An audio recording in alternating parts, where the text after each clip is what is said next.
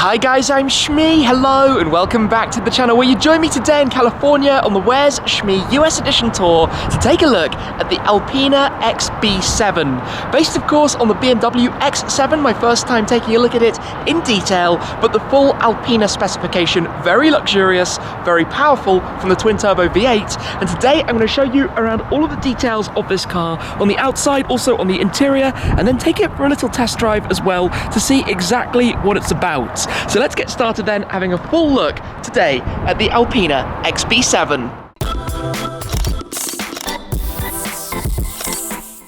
This particular car then is in Amatrin. It is a stunning colour when the sun comes out on it, unfortunately behind a cloud at the moment, but the XB7, of course based on the X7, BMW's very large scale factor SUV competing with the likes of the Mercedes-Benz GLS, then this being the Alpina treatment means very much positioned towards comfort and luxury. You have the Comfort Plus driving mode, you have the Lavallina leather inside, and a lot of special details which we'll go through. Now these come together on the official production line in Spartanburg here in the USA. Alpina cars are built in sync with the other BMW models. They're ordered through BMW dealers, but this is very much a powerhouse with comfort. We're talking the 4.4 litre twin power turbo V8, in this case making 621 horsepower and 800 newton meters, 590 pounds-foot of torque, which you actually get from 2000 RPM. So with the 8-speed ZF automatic gearbox, you get all of that torque almost instantly at the very low ends of the rev range to give this effortless driving experience, which fits with the character of this car. Now visually, like I said, the Amatrin paintwork is this dark burgundy, almost purple. We've got the 23-inch Alpina classic wheels. Behind those you can spot the blue calipers of the Alpina performance brakes. You've got the air suspension system. You've got a magnificent ride quality which comes in part thanks to the cameras that you have up here, monitoring the road as you're driving and adjusting and preparing the car for any bumps, both keeping it very, very level and flat, but also very, very smooth. Now being the Alpina, you get a different look at the front end. You get this lower section of the apron with the Alpina badging there in the center. You've got the chrome elements, a very large front grille, discussed often enough when it comes to BMW models. You've got the opening flaps there for cooling. You've got the full laser lights for the headlights, the traditional BMW style, now much narrower than they were in previous models. Of course, the X7 bringing some of that latest BMW design through with it. This car, you can see from the size of the rear doors, has a lot of comfort inside, which we'll get to in a moment, but around back, the chrome accents and details continue. The Alpina XB7 logos that you've got here, the Alpina exhaust system, which goes very soft when you want it to, but it also gets a little bit more vocal when you want the car to do so as well, when you pop it up into sport mode. Now come and have a look inside here, because it is really pretty magnificent. The combination of leather, the wood finishing, the Alpina details and touches that you start to spot all around on the floor mats, on the side steps, here in the center of the steering wheel, the Alpina blue and green stitching that you have around the steering wheel, even the dashboard inlays, all sorts of different bits and pieces around. And this car also has in the back what's called the captain chairs, the 6-seat configuration, the 2 first-class seating positions back here, comfortable headrest, the infotainment, and then behind these we also have the additional seating in the back as well. But you can see in here, with all of the glass on the roof, all of the open feeling of it, especially with this light beige coloured leather, it is a very, very luxurious place on the inside of the car. But if we come through, there are a few things specific to Alpina models. So if we just press the start button right here, the V8 softly hums into life. We've got the crystal clarity for the gear shift selector here, and also some of the other Alpina details. I actually really like this, the way that's underneath the lacquer there on the passenger side of the dashboard. But with your driving modes, with sport and comfort, normally you just have the comfort mode we're in now. With Alpina, you can press it again and go into Comfort Plus for that ultimate in comfortable driving experiences, or you can go to Sport. You can possibly hear the exhaust opening there as we go between Sport and Sport Plus, which also adjusts the height, the ride height of the suspension as well. You have all of the creature comforts, for example, comfort access as you turn the car on or off. It adjusts the seat and moves everything into a more easy accessible position. come through and take a quick look at the power plant as well, because believe it or not, despite being 2,600 kilos, this car can do the 0 to 100 kilometers an hour, 62 mile per hour sprint in 4.2 seconds and continue on to a top speed, he says, I should have pulled that twice, onto a top speed in this of 290 kilometers an hour, which is 180 miles per hour up at the top end, which is really, quite frankly, absurd. Great car for cruising down the German autobahn. Even here you can see the dedicated Alpina plate over the top. Obviously they've had to do some rework to the gearbox to handle all of that additional power and torque that you do get out of the XB7. All right then, we've had a little look around. Let's hop back on board and take this for a drive. Typically, even here in California, I have managed to find a little bit of light drizzle. Hopefully it's going to be more of the blue stuff, we're heading towards that, and less of the rain. But the first thing you're aware of driving in this car is how peaceful, calm, comfortable and smooth the entire experience is. From the suspension ride to the acoustic glass and the insulation, very highly equipped as standard, in fact, especially when compared to some of the other cars in this segment, if you could say that. Just a car that, driving like this in comfort, not even in Comfort Plus, you just waft along, you just let the car do its thing. No more rain, it keeps raining on us. This is not what we want at all. This is not what we came to Los Angeles for, unfortunately.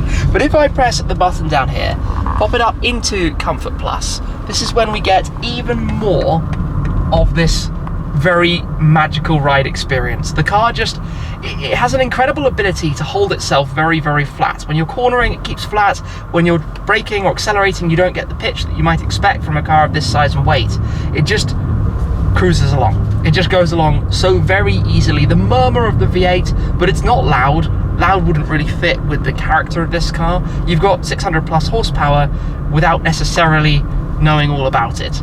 It's that typical Alpina feel where they take the existing top flagship model, and in cases as I've experienced with the B3, they've changed it significantly, put in a different engine in fact, but in this, refined it even more, made it even more luxurious. You know, all of the extended leather that's everywhere, and the X7 is very highly equipped to begin with. On the steering wheel we have the Lavellina, as I mentioned, with the contrast stitching, but it's all in all just a very, very, very, very nice place to be.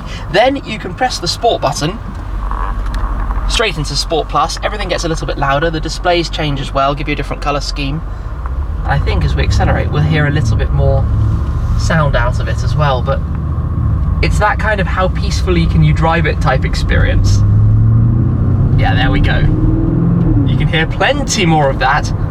The V8 grumble, and that's what I love so much about it. The steering's weighted up a bit as well, is that it's so dual charactered. You can tell instantly that this thing has these two completely different natures, while back there behind us, having all of this luxury for additional passengers, space, whatever it might be that you need to be taking with you, because it's the X7 with loads of capacity, a bit of off-roading capability, whatever it might be. Anyway, we are heading out this way, he says, onto a toll road. So I'm gonna have to work out exactly how to do that, but where there is a will, there is a way. We shall manage. But now it gives us a different scope, and obviously we've got all of the adaptive cruise control and all of those kind of features, the steering assistant to keep you in the lane, everything that you would expect, right, on a very highly equipped, top of the line model. To be honest, this is the flagship BMW SUV. This is the very, very top, the Alpina specification.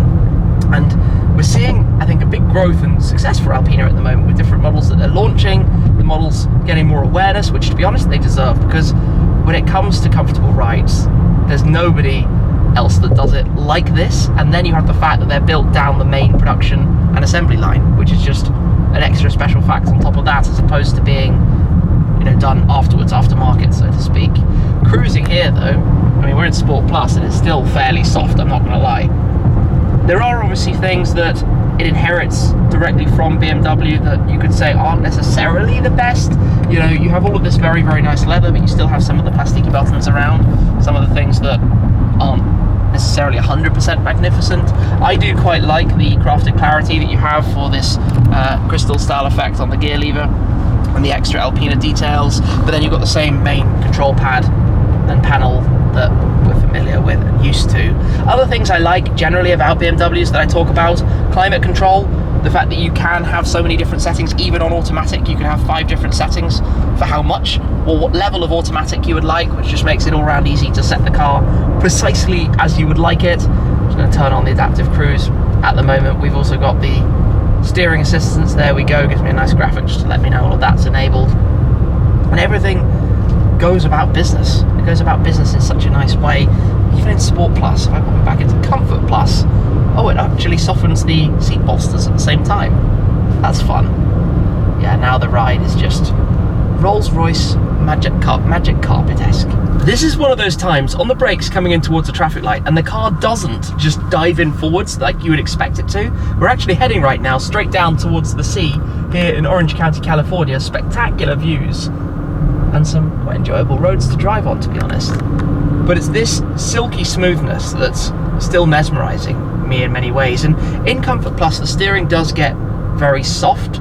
Maybe you might want it a touch firmer. I'm not going to say that this is exciting, because it certainly isn't. You could perhaps say it's even boring, but what this car is supposed to do is make you feel calm and refreshed. And there are very few cars that are more calming than this. I know that when I get to the end of this drive, I'm going to hop out and be totally chilled and not stressed about the rest of the world, anybody who's driving like maniacs or whatever it might be, because it doesn't matter. You're in comfort, you're chilled out, it just works, it goes about business, and it does it in a way that very few other cars honestly can match. With a completely open road in front of us though, into Sport Plus, pop the gear shifter to the left into Sport, the sporty automatic setting. You have basically got buttons on the back of the steering wheel as opposed to traditional shift paddles, but then when the road opens up, put the foot down. This thing gets a move on. It absolutely gets a move on. And I think the GLE 63 was probably a bit surprised by that. Why wouldn't you be? Because you don't necessarily expect a car like this to get such a move on. 4.2 seconds to 100 kilometers an hour. Top speed, 180 miles an hour, 290 Ks.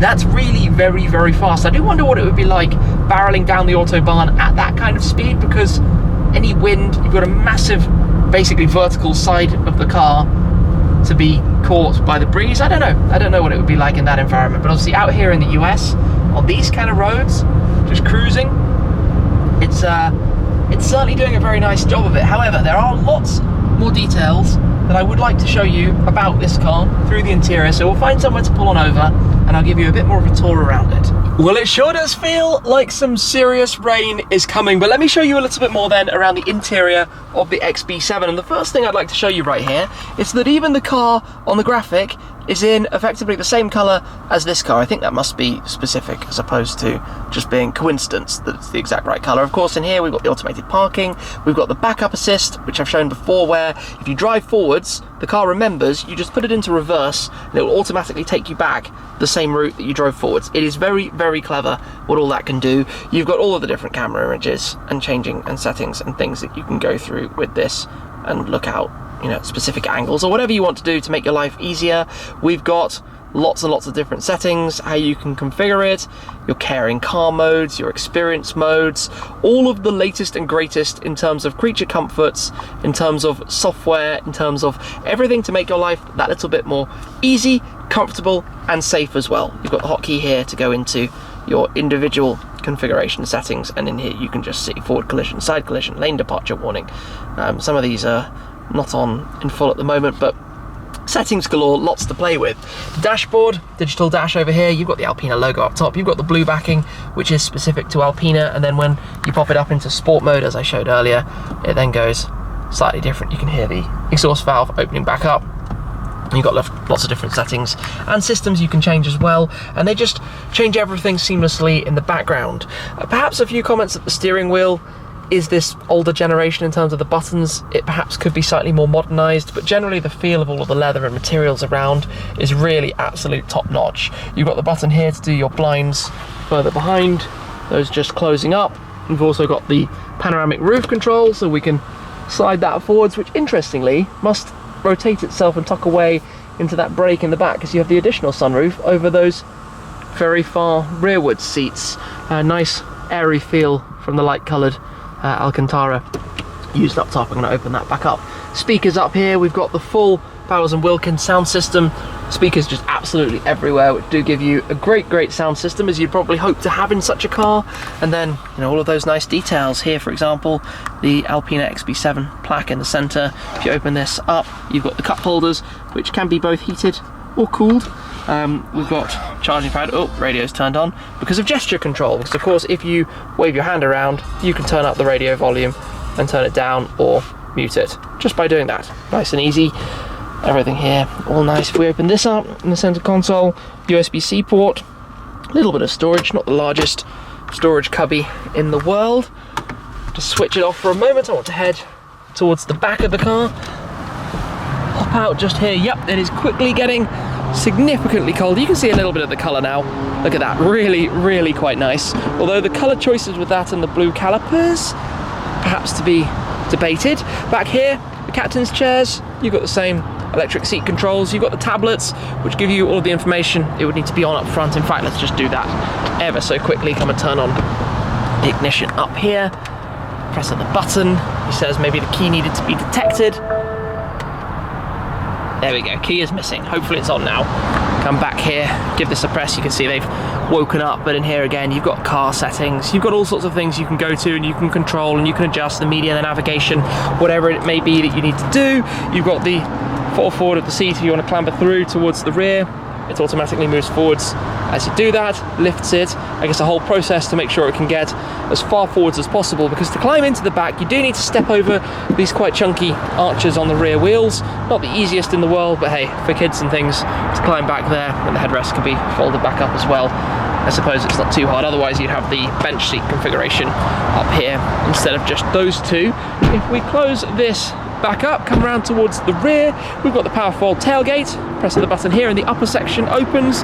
You also have the power fold lower section, which I quite like as well, the way that opens back up towards the rear. You've got the controls here to fold things and move everything, to fold seats forward, whatever it may be exactly that you need for all of the luggage capacity. And you've got the X7 branded cover back here too. All of these do fold forwards. In fact, let's press the buttons. Those do the middle row of seats, you can pull those forwards. Then we've got the buttons for the rear seats. If we do this, give a pull of that, tuck it forwards.